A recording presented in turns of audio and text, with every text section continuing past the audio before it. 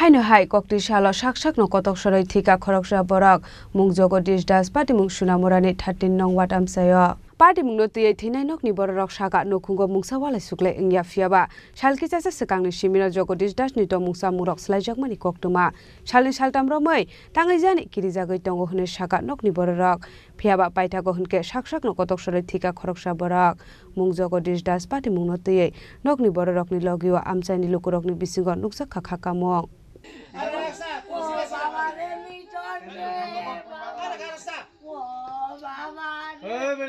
যাইতে কইয়া গেছি তোরা বাইকটা আমি কিন্তু বাজারও যাই কয়টা মাছ আনছি আলু লইছি 2 কেজি লইয়া আমি আইতাছি আর মানে ওই তারাবাড়ির ফুলা ফোন করে কপিছি বলুদার বই কোয়া তুই লাগছে বড় তারিখ কই মানে আপনার ছেলের বউ? হ্যাঁ ছেলে বউ। তো আমি কই তুমি কই আমি বাজারও আমি আইতাছি। তো এরপরে তারাবাড়ি গেছে পরে তারাবাড়ির বিশালের মা বলে কইছে যা ঘর যাইয়া বইয়া তাক ফুলাটা লইয়া তুল ভরি আইতে।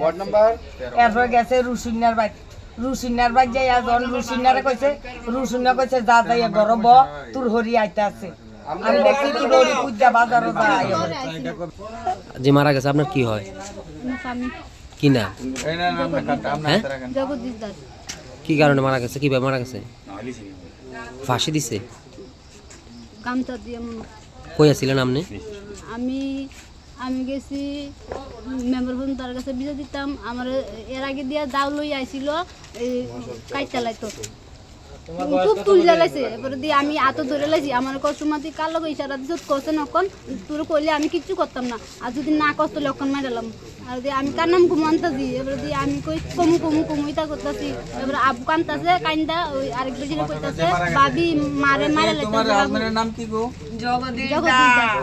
এবারে দিয়ে আমি তারে লই আসতো যেন দিয়ে দইরা গেছি গা। এরপরে দিয়া তারা বেদিন গেছি কইতাছি মামি মনে মন করতেছে। এবার মামি কইছে কি রে তুই এরকম কা করস বললোকে এরপরে দিয়া আমি এটা রাখো যত্ন করে নিয়ে রাখো। আপনার কি স্বামী স্ত্রী ঝগড়া ছিল?